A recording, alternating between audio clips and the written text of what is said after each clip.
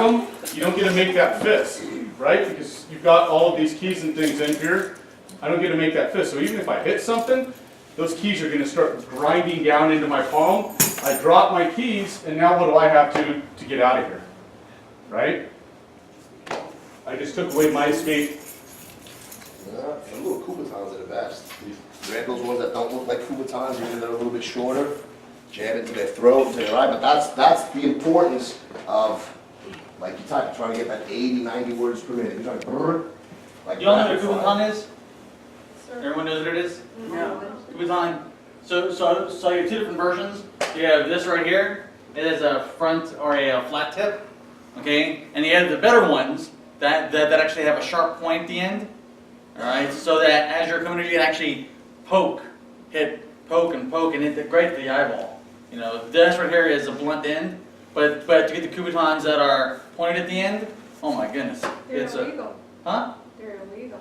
It's an accessory. If you have More than 3.5 inches. Okay. So more than 3.5 inches. Because they used to sell those keychains that you could just put in between. Mm-hmm. Yeah. Those are awesome. And They hurt like crazy. you can't. They made those illegal too? Yeah, so anything more than 3.5 inches, you're absolutely right. They do make them shorter. Again, you know, for someone who has daughters and kids and a wife and sisters, I teach them and I give them things like this all the time because I'd rather them have to explain in court, you know, why they hurt someone than to be a victim of something. Yeah. Because a victim, guess what? Is that ever going to leave your brain until the day you die? No. Nope. You get to have that memory to the day you die. All right, yes? Well, I just had a thought. Can you explain a little bit maybe about how you feel about using your voice? Because if you say out loud, stop, get away from me, and then, you know, if people hear that, that might protect you as well. All right, we used to teach police officers that a lot. It only works if you have either 2 or 3 levels. If you don't have at least 2 or 3 levels of voice, don't do it because it makes no sense. If you have them and you start here, then it doesn't work either. Meaning this, if you get out of your patrol car and you start screaming at the, like you see them sometimes, you get on the ground, the gun is out, yelling and screaming, there's no more verbal.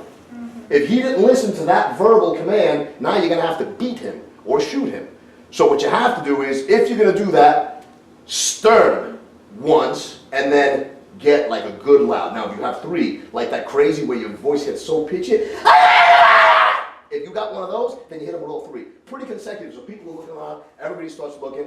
But if not, it makes no sense just to yell and not make people look. That's the purpose. That's why people back in the day used to yell fire. I'm getting raped. What are you going to yell fire? Why don't I yell I'm getting raped?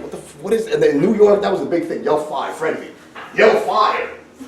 Yell fire. This guy's 6'6", 290. He just got out of prison. He's trying to make love to me. No, I'm going to yell fire. You're crazy. I'm screaming something else, like rape. But anyway, but you have to have levels. You make it known with a stern voice that's not even yelling, then you yell, and then you flat out get to that scream crazy, like I just said, level.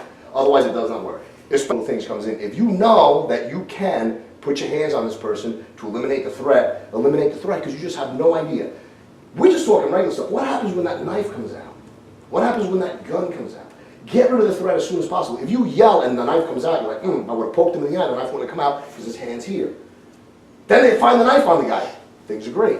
They don't find. The great thing about being woman versus man is that you can get away with a whole heck of a lot more. You sound more believable. Mothers always sound more believable than fathers.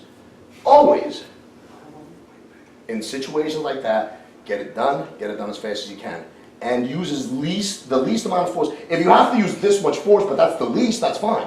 But if you can use this much and because that's exactly what you're going to explain. And when you can, even listen, be honest with yourself. If I don't know how many of you have taken self-defense classes, how many of you have taken martial arts classes, Kali, GPO, I guarantee you no one's ever told you that this is the best finger to break. That takes time to research. It takes time to figure out. I don't wake up in the morning and just say, a cafecito today to become Grandmaster. Sounds good, we go.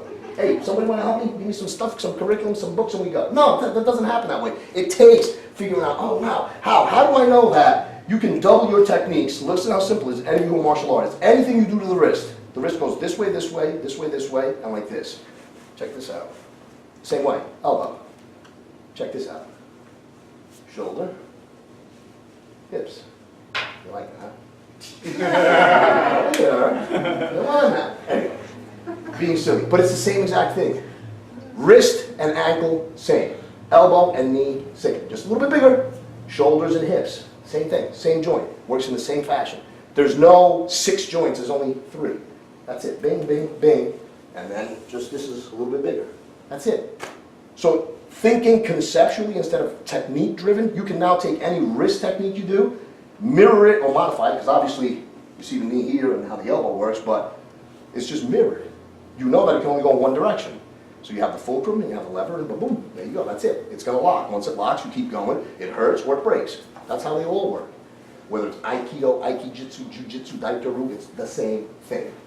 So you take all that stuff and you say to yourself, now, all right, which is giving me the highest reward, least amount of risk, get me out of here as quick as possible before the knife or the gun goes. GMR, real quick, can you talk a little bit about hair grabs? Something like this with some of the ladies doing this, we got a lot of hair into there. She has long hair, you can demonstrate on her since I know.